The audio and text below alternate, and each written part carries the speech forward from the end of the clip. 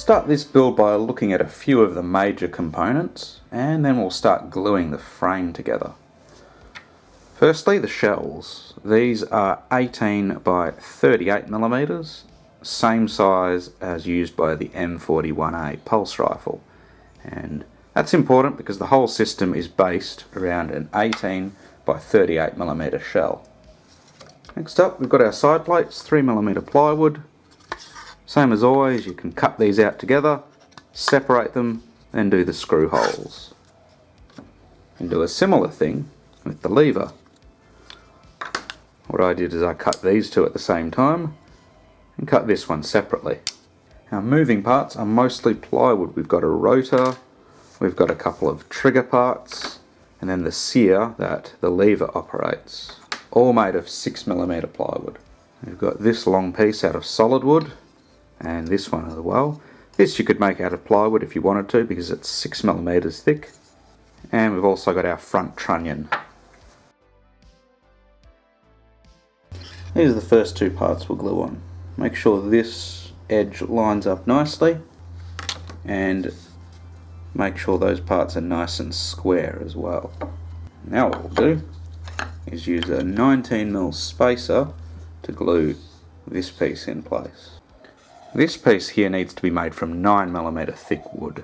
That will allow you to easily feed the shells into the magazine, but it will also control the travel of the shell. That's why this edge is square and these are generously rounded, because you will need to load shells in through the top of the receiver. Once this piece is glued, you'll have to drill through here and right through that piece. Before you glue the rear trunnion in place, you need a tiny little hole here for a screw, and you also want to make sure that it fits properly with the grip and the lever. I'll need to cut a bit off this surface for it to fit properly. With the rear trunnion glued in place, you can screw on the side plate. As always, put pins through the holes and make sure they're aligned properly. You can also glue the front trunnion and this little block that goes here. Make sure it's level with the front trunnion. This part of the trigger needs to be about 8mm thick, but the exact thickness may need to vary. You can see here that spacer needs to be the right thickness so that the trigger is right in the middle of the lever.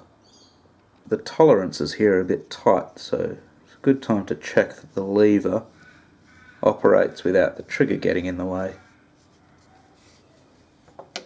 Work out how far the trigger should travel, about that far back, and glue this block in to stop it going too far that way. Now as for the barrel, if you're using a wooden barrel you can just glue it on, it's nice and easy, but PVC is a bit of a pain. So what I've done is glued a barrel bushing onto the front trunnion, and the barrel just slides onto that, and it can be secured with a little bolt at the front. However, you'll notice this design is very asymmetrical, so the barrel's nice and in the middle and the magazine tube is offset to the side. That's why this side plate is a very thin piece, and that's why on this side I'm going to have a piece of plywood and then a side plate like this, just to make it a little bit more symmetrical. So these odd holding hooks for the barrel is what allows that shotgun effect. So glue the template on and then carefully saw those V-notches in.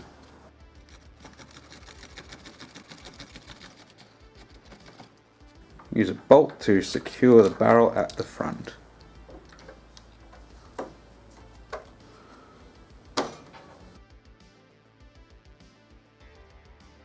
Let's have a look at the magazine.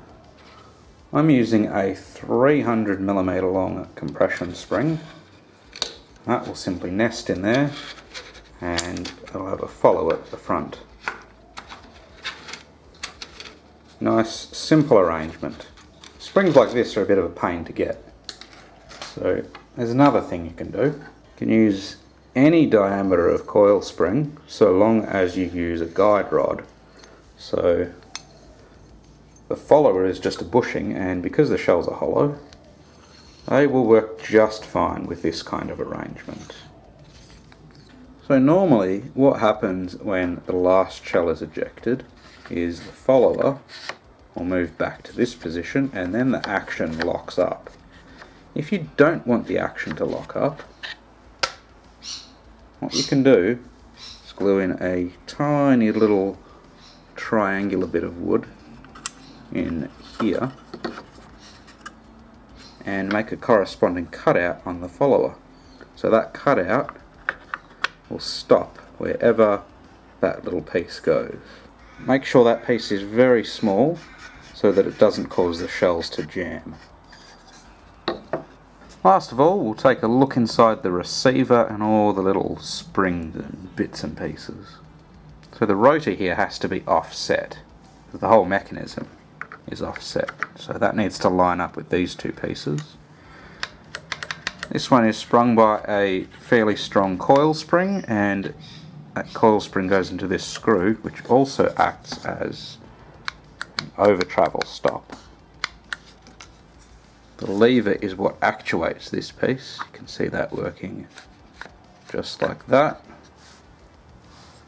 We've got the trigger. It is also sprung by an extension spring. You can also see this little device here, this stop, which prevents the trigger from moving when this piece is engaged, ensuring you don't lose all your shots.